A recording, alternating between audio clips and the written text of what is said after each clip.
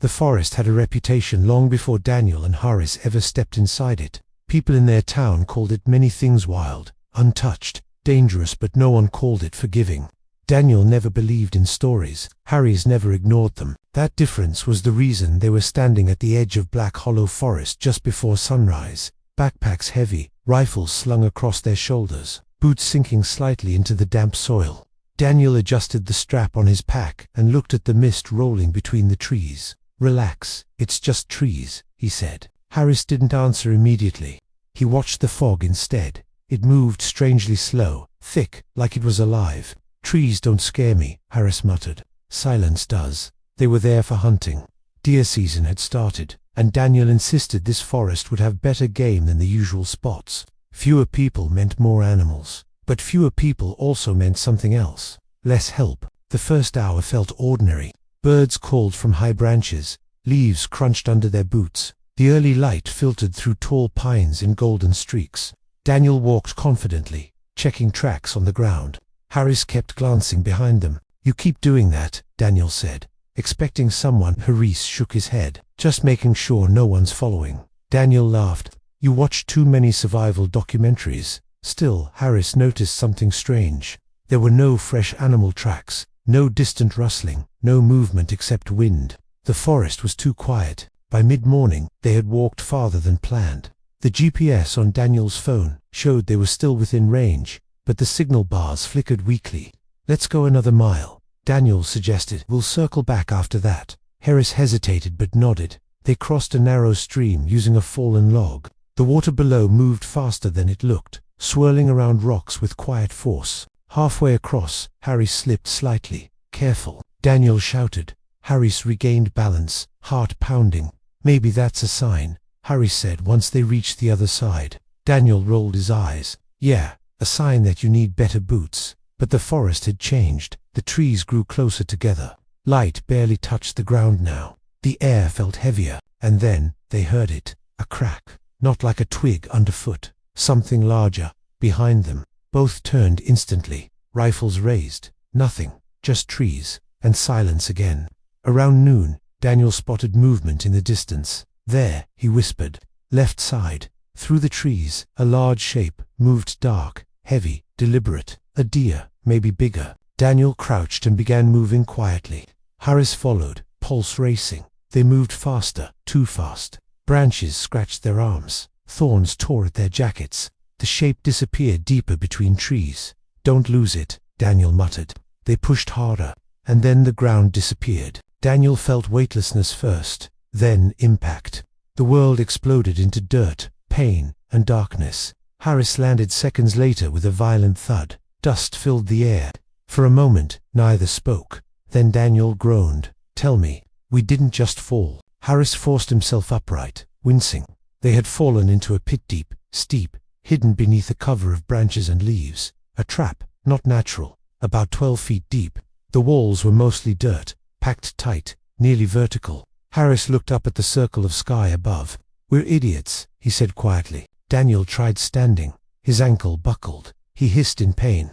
"It's not broken," he said through clenched teeth. "Just twisted." Harris checked his own body. Bruised shoulder, scratches, nothing serious. Their rifles had fallen beside them, thankfully undamaged, but their backpacks, still above, at the edge, out of reach. The forest that had felt quiet before, now felt watchful. Harris stared at the top of the pit. "Daniel, what?" This wasn't for animals. Daniel followed his gaze. There were no spikes, no bait, just a covered drop, a trap meant to disable, not kill. Daniel swallowed. "You think someone made this?" Harris nodded slowly. "And if someone made it, they might check it." The air inside the pit felt colder suddenly. Daniel forced himself to stand again, leaning against the dirt wall. "Okay," he said, voice steady but tight. "No panic. We climb." He tried digging his boots into the dirt wall. The soil crumbled instantly. Harris tried another section. Same result. Too loose to grip, too steep to scale. Daniel looked up again. "Maybe we can boost each other." Harris shook his head. "You can't put weight on your ankle." Daniel slammed his fist lightly against the wall in frustration. "This is stupid." Above them, the wind shifted. Leaves rustled. Then footsteps, not theirs. Both froze, slow, measured, crunching leaves near the edge of the pit. Harris grabbed his rifle. Daniel's breathing slowed, controlled. A shadow passed over the opening. Someone was standing at the top. Neither of them spoke. The shadow lingered, then moved away. The footsteps faded. Silence returned. Harris exhaled shakily. "They know," he whispered. Daniel looked up at the circle of sky again. This isn't just about getting out anymore. The sun had shifted. The light above was weaker. Evening would come soon. A night in a forest like this was something else entirely. Daniel tightened his grip on the rifle. "All right," he said quietly. "We're not dying in a hole." Harris nodded. "But getting out," he said, staring at the loose dirt walls, "is going to be the easy part." The forest above them had gone quiet again. Too quiet. Daniel pressed his back against the dirt wall, eyes locked on the circular opening above. The sky had shifted from pale blue to a dull gray. Evening wasn't far. Harris moved first. "We don't wait," he said. "If someone checks this trap again, we won't get a second chance." Daniel nodded. "Boost me." Harris positioned himself against the wall and locked his hands together. Daniel stepped carefully, ignoring the sharp protest in his ankle. He climbed onto Harry's shoulders, stretching upward, still too far. "Jump," Harris whispered. Daniel pushed upward with everything he had. His fingers caught the edge. The dirt crumbled. For a terrifying second, he slipped, but he dug his fingers deeper, gripping roots sticking out from the soil. "I've got it," he hissed. Harry stepped back, then jumped, grabbing Daniel's forearm. The sudden weight nearly pulled Daniel down again. Pull. Harry strained. Daniel ignored the fire in his ankle and dragged himself up inch by inch. His chest scraped the edge. Mud filled his nails. Finally, he rolled over the top. He didn't rest. He turned instantly and reached down. "Your turn." Harris jumped again. Daniel grabbed both his wrists this time. Muscles screamed in protest as he pulled. For one long second, it felt impossible. Then, Harris kicked against the wall and pushed. They collapsed onto the forest floor together, breathing hard. They were out, but something was wrong. Their backpacks were gone. Daniel sat up immediately. They were right here. Harry scanned the trees, boot prints, fresh, heavy, and not theirs. They were watching, Harry said quietly. Daniel swallowed. "Let's move." They grabbed their rifles and moved in the opposite direction of the prints. The forest felt different now, no longer mysterious. Now it felt hostile. They moved quickly but carefully, staying low, stepping where the ground was firm. The air carried a strange metallic smell. After 10 minutes, Harry stopped abruptly. "Listen." Voices, low, distant, 2, maybe 3 people. Daniel's stomach tightened. "This isn't random," he muttered. They crouched behind thick brush, through a narrow gap between trees. They saw them. 3 men, camouflage clothing, not hunters, no rifles visible, just long knives and ropes. One of them carried Daniel's backpack. Harris felt a cold wave run through him. "They set traps," he whispered. "For people." Daniel's jaw tightened. "Human traffickers. Poachers. What is this?" Before Harris could respond, a twig snapped under Daniel's boot. The voices stopped. Silence. Then one of the men turned slowly. Their eyes met. "Run," Harris said. They ran. Branches slapped against their faces. Roots threatened to trip them. Behind them, shouting erupted. Footsteps, fast, closer than they expected. Daniel's ankle screamed in pain, but he didn't stop. Harris grabbed his arm when he stumbled. "Stay up." They burst through thick brush and nearly fell down a steep slope. Loose gravel slid under their boots as they half ran, half slid downward. Behind them, the men followed without hesitation. They knew this forest. Daniel didn't. At the bottom of the slope, a river cut across their path, not wide but fast. "Through," Harris yelled. They splashed into the freezing water. The current pushed hard against their legs. Daniel nearly lost balance again. Harris pulled him forward. They reached the other side, soaked and shaking. "Keep moving," Daniel gasped. "No," Harry said. Suddenly, he grabbed a large fallen branch and began dragging it across their own footprints near the riverbank, wiping the tracks. Then he stepped back into the water and walked 10 feet downstream before climbing out again. Daniel understood immediately, confused them. They moved silently now, slower but smarter. Darkness came quickly, too quickly. The forest swallowed the last light of day. The sounds changed. Insects buzzed, owls called. Leaves shifted with unseen movement. Daniel leaned against a tree, breathing hard. "My ankle's swelling." Harris crouched to examine it. "You can still walk?" "Yeah, good, because we can't stop." A distant whistle echoed through the trees. One of the men signaling. They weren't guessing, they were tracking. Harry's mind raced. We need elevation. Daniel frowned. Why? If they track by ground signs, height gives us time. They spotted a massive tree ahead with thick, climbable branches. Harris went first, climbing quickly.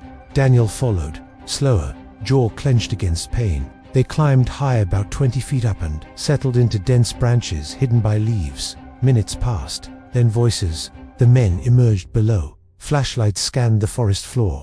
One beam passed dangerously close to their tree. Daniel didn't breathe.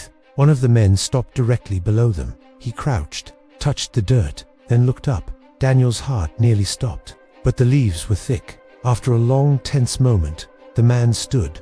They crossed the river. He muttered to the others. They moved away. Harris exhaled slowly, but he didn't relax. Daniel, he whispered. What? They're organized. Daniel nodded. This isn't just a trap in the woods. Below them, the forest stretched endlessly in darkness. No road lights, no distant cars, no signal. They were deep, very deep. Daniel looked at Harris. We don't just escape, he said quietly. We expose them. Harris stared back.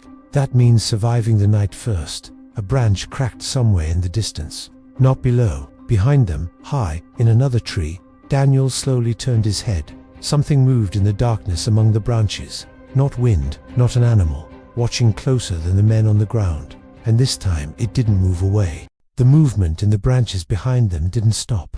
Daniel kept his breathing slow, controlled. Harris' fingers tightened around the grip of his rifle, though raising it would only give away their position.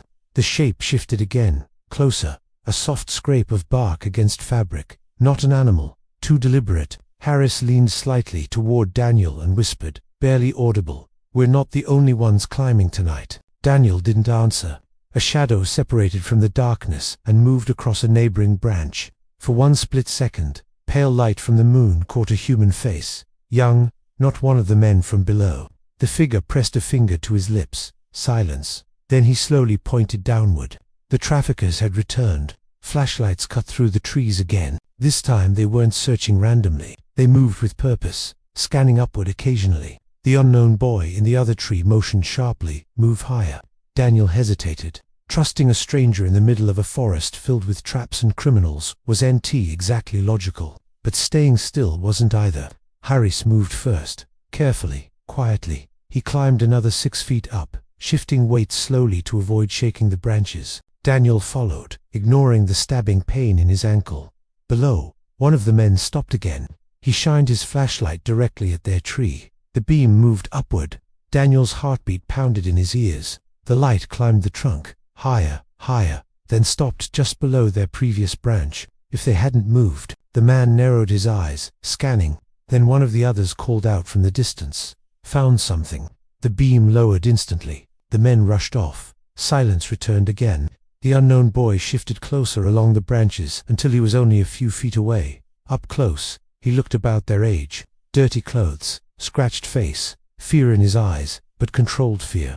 "You shouldn't be here," he whispered. Daniel studied him carefully. "Neither should you." The boy didn't smile. "They've been taking people," he said quietly. "Hikers, hunters, sometimes migrants crossing the outer highway. The traps are just the first filter." Harris felt his stomach tighten. Filter, to see who fights back. Daniel exchanged a glance with Harris. "How long have you been up here?" Daniel asked. 3 days. That answer hit hard. 3 days, Harris whispered. The boy nodded. "My brother fell into one of the pits. They took him. I escaped before they saw me clearly." Silence hung heavy between them. "You've been watching them?" Daniel asked. "Yes." "Then you know where they go." The boy hesitated. "There's a cabin," he said finally. "North side, hidden by old logging equipment. They keep supplies there. Radios too." Daniel's mind worked quickly. Radios meant communication. Communication meant weakness. Harriet spoke carefully. "How many men?" "6 total. 3 patrol. 3 stay back." Daniel looked toward the direction the men had run earlier. "If we reach that cabin..." The boy shook his head sharply. "It's guarded." Daniel's jaw tightened. "So we wait here, hope they miss us forever." The boy didn't answer. Because below them, a gunshot exploded through the forest. Not from the traffickers' direction. From deeper. All 4 of them flinched. Another shot. Then shouting. Different voices. Louder. Angrier. Harry's eyes widened. They caught someone. The boy's face went pale. "That's near the cabin," he said. Daniel didn't hesitate anymore.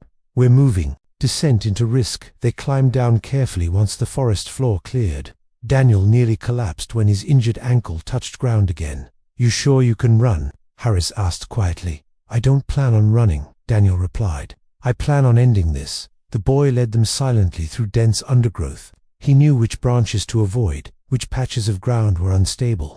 The gunshots had stopped. Now there were voices, panicked, then a scream. It cut off abruptly. Harris clenched his jaw.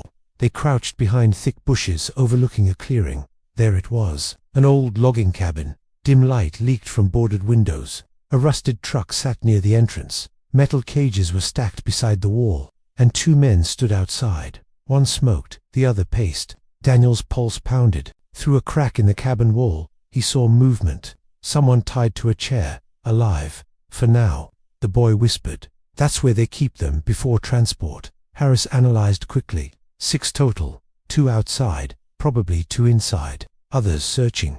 Daniel nodded slowly. "We can't take all 6. "No," Harris agreed. "But we don't need to." Daniel looked at the rusted truck. Fuel tank, close to the cabin. An idea formed. Risky, very risky, but chaos could shift balance. He turned to the boy. "Is there another exit from the cabin?" "Back window," the boy replied. "Small." Harris followed Daniel's gaze to the truck. "You're thinking distraction?" Daniel nodded. "Big one." Harris didn't argue, because the alternative was waiting while more people disappeared. Setting the fire, they moved wide around the clearing, keeping low, staying in shadow. Daniel winced with each step, but pushed forward. Harris handed his lighter to Daniel. "You sure about this?" Daniel glanced at the cabin. "No." He tore a strip from his shirt, shoved it into the truck's fuel cap, and poured a bit of leaked gasoline over it. Footsteps, closer, no time. He lit the cloth. Flame caught instantly. They ran. 10 seconds, 15. Then the explosion ripped through the clearing. Fire erupted upward. The truck's tank ignited violently, shattering silence. The 2 men outside were thrown backward. Shouting erupted from inside the cabin. Smoke poured everywhere. Daniel, Harris and the boy sprinted toward the back window. Harris smashed it open with the butt of his rifle. Inside, a tied man struggled against ropes. Daniel cut him free. "Move," Harris yelled. More gunshots, wild, panicked. Flames began catching the cabin's outer wall. The freed captives stumbled, but followed. The boy led them toward a narrow downhill path. Behind them, chaos consumed the clearing. But as they ran, a bullet struck a tree inches from Daniel's head. They weren't fast enough. One of the traffickers had seen them, and he was chasing. They burst through, brushed toward the slope leading back to the river. Daniel's ankle nearly gave out completely. The freed captive tripped. Harris turned to help, but the sound behind them was getting closer. Fast, too fast. Daniel looked back. 1 man, rifle raised, 20 meters away. Daniel stopped, turned, raised his own rifle. For the first time that night, he didn't hesitate. Daniel's hands were steady, strangely steady. The man chasing them slowed when he saw the rifle aimed back at him. Firelight from the burning cabin flickered between the trees, throwing broken shadows across his face. For a second, no one moved. The forest held its breath. "Drop it," Daniel shouted. The man didn't. He adjusted his aim instead. Harry stepped beside Daniel, lifting his own rifle. 2 against 1. The trafficker hesitated. That hesitation was enough. Daniel fired, not to kill, to disable. The shot hit the man's shoulder. He dropped hard, rifle flying from his grip, disappearing into leaves. Harris immediately pulled Daniel backward. "Move." No time to think, no time to check if he'd get back up. They ran again down the slope, toward the river, deeper into darkness. Behind them, the cabin crackled and collapsed as flames consumed the old wood. Shouts echoed faintly. Confusion, panic. The balance had shifted, but it wasn't over. Crossing again. The river roared louder now, reflecting orange firelight from the distance. The freed captive breathing hard stumbled beside them. The unknown boy stayed ahead, guiding. Daniel's ankle was failing. Harris noticed. "You're slowing." "I know." Daniel snapped through clenched teeth. The boy stopped suddenly near the water's edge. "Not here," he whispered. "They'll expect this crossing." He pointed upstream. "There's a fallen tree forming a natural bridge, harder to see." Daniel nodded, forcing himself forward. They followed the riverbank for nearly 100 meters before spotting it. A massive trunk angled over the rushing current, narrow, unstable, but usable. The boy crossed first, light and balanced. The freed captive followed, shaking but determined. Harris turned to Daniel. Last one across. Daniel didn't argue. Harris crossed quickly, then turned to help guide him. Daniel stepped onto the log. Halfway across, pain shot through his ankle like electricity. His foot slipped slightly on damp bark. The river roared beneath him. Focus, Harris said calmly. Daniel exhaled slowly. Step, step. He reached the other side and nearly collapsed, but Harris caught him. They didn't stop moving. They angled sharply into thicker terrain, breaking any straight trail. The sound of sirens. After nearly 40 minutes of limping through darkness, Daniel's phone vibrated weakly in his pocket. Signal 1 bar. He froze. Harry's eyes widened. Daniel pulled it out. Barely enough reception. He dialed emergency services. The call cut. He tried again. This time it connected. Words came fast. Location descriptions. Firearmed men. Hostages. The operator kept him talking just long enough to triangulate position. Then the signal dropped completely. Silence again. They kept walking. Another 20 minutes passed. Then a distant sound, faint at first, then clearer. Sirens. Real ones. Not imagined. The forest that had felt endless suddenly felt smaller. Searchlights began sweeping treetops in the distance. The boy stopped walking. Relief washed across his face for the first time. They're coming, he whispered. Daniel finally allowed himself to sit against a tree. His body shook, not from cold, from release. The aftermath. Police units and forest rangers flooded the area within the hour. Fire crews extinguished what remained of the cabin. Officers tracked and arrested the remaining traffickers before dawn. More victims were found, hidden in temporary holding spots deeper in the woods. Alive, because chaos had disrupted the system. Because someone refused to stay in a hole. Paramedics examined Daniel's ankle, badly sprained but not broken. Harris had minor injuries. The freed captive was taken for treatment, and the boy, his brother, was found, weak, injured, but alive. That moment changed everything. Morning light. As sunrise broke through the trees, Black Hollow Forest no longer looked mysterious. It looked exposed. The illusion was gone. Daniel sat on the back of an ambulance while his ankle was wrapped. Harry stood nearby, arms folded, staring at the clearing where smoke still drifted. "You were right," Harris said quietly. Daniel glanced at him. "About what?" "Silence." Daniel followed his gaze into the forest. "It wasn't silence," Daniel replied. "It was something hiding." Harris gave a small nod. They had come for a hunt. They found something else, something darker, and walked out alive. Not because they were fearless, but because fear forced them to think. The unknown boy approached them before being taken by officers. "Thank you," he said simply. Daniel shook his head slightly. "Next time," he replied. "Don't wait 3 days." For the first time since entering the forest, they both laughed. Short, exhausted, alive. Epilogue. Weeks later, news spread fast. The trafficking ring operating through remote forest traps made national headlines. Authorities uncovered months of activity. Missing persons cases were reopened and solved. Daniel and Harris were interviewed, but kept most details private. They didn't want fame. They wanted sleep. Daniel's ankle healed. The forest eventually reopened under heavy patrol, but neither of them returned. Some places are meant to stay wild, and some silences are warnings. They had stepped into one, fallen into it, climbed out, and burned it down.